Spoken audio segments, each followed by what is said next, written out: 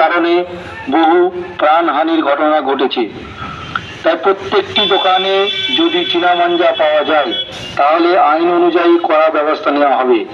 সকল দোকানদার ও নাগরিকদের অনুরোধ, চীনা মাঞ্জা বিক্রি বা ব্যবহার থেকে বিরত থাকুন।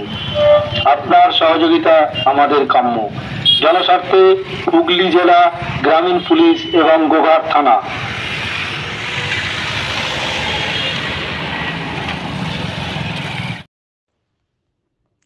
চীনা মাঞ্জায় প্রাণহানি, নড়ে চড়ে বসলো আরামবাগ মহকুমা পুলিশ প্রশাসন।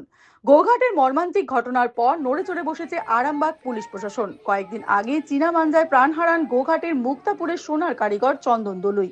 ঘাটাল থেকে বাইকে ফেরার পথে গলায় পেঁচিয়ে যায় চীনা মাঞ্জা। মুহূর্তে রক্তাক্ত হয়ে পড়েন তিনি। হাসপাতালে নিয়ে গেলেও শেষ রক্ষা করা যায়নি। ঘটনার পর শোকে ভেঙে পড়ে পরিবার। প্রশাসনের কাছে কড়া পদক্ষেপের আর্জি জানায় তারা। এরপরই সক্রিয় হয় হুগলি জেলা গ্রামীণ পুলিশের আরামবাগ মহকুমা পুলিশ। মঙ্গলবার মহকুমার প্রায় সব থানায় মাইকিং করে জানানো হয় চীনা মাঞ্জা বিক্রি, মজুদ বা ব্যবহার সম্পূর্ণ নিষিদ্ধ। কেউ তা অমান্য করলে আইন অনুযায়ী কড়া ব্যবস্থা নেওয়া হবে বলে সতর্ক করে পুলিশ।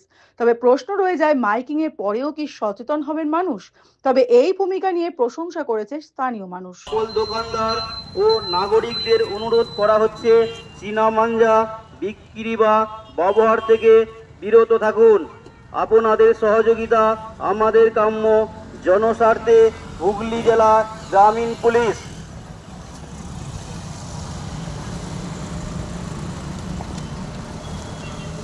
একটি বিশেষ সতর্কতামূলক ঘোষণা সর্বসাধারণের অবগতির জন্য ঘোষণা করা হচ্ছে। হুগলি জেলার আরামবাগ মহকুমা পুলিশের পক্ষ থেকে জানানো হচ্ছে যে চীনা মাঞ্জা বিক্রি, মজুদ বা ব্যবহার সম্পূর্ণরূপে নিষিদ্ধ। এই মাঞ্জা